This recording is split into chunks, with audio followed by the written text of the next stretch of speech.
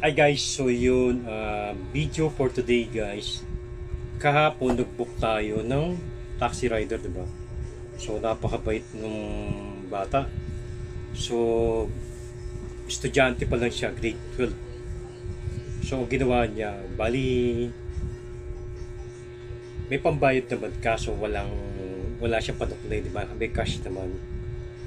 So nagpati to kahapon sa Parañaque. Ayun. So, wala naman siya padukli. So, sabi ng bata, isend ko na lang doon sa GCash. Pero bihira sa mga naka-encounter ko na ganoon sa mga taxi, di ba? Bihira. So, mismo, siya pa nag-offer doon, di ba? Napakaganda ng ginawa niya sa akin, di ba? Kaya, ito yung ginawa ko naman sa kanya. Ibinalik ko lang din naman yung parang may binigay tayong pampasaya sa kanya. Pero hindi ko sinabi sa kanya na vlogger tayo, di ba?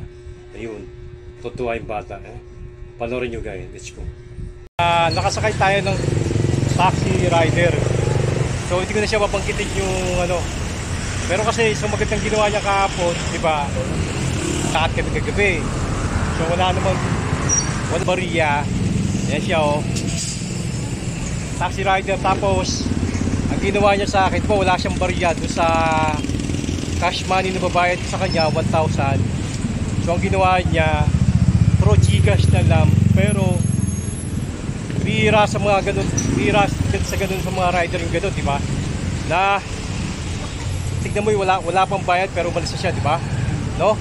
Kaya bibigyan natin siya ng belt bag. Ito. Bigyan natin siya, oh. Tapos ayan.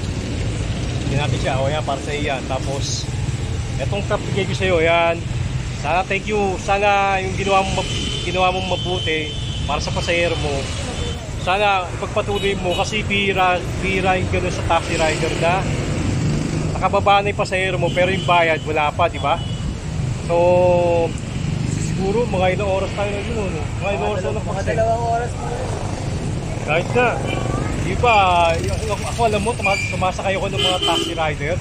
Pero, bihira ako maka-encounter na gano'n. Diba?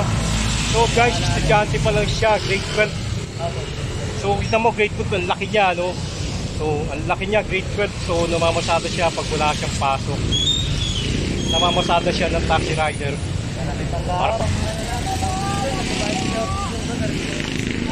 Yun.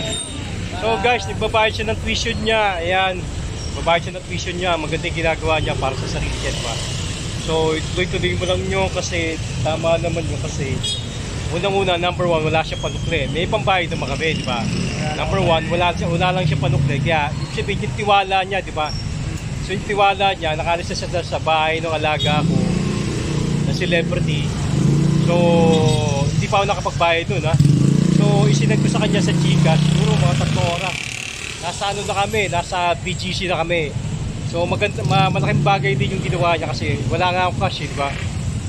So wala rin ako GCash, so wala rin siya panukli, di ba? Maganda yung ginawa niya. So yun, kaya binigyan natin siya ng belt bag saka cap. Ito, KYB cap, galing sa Push Motorcycle Shop. Okay?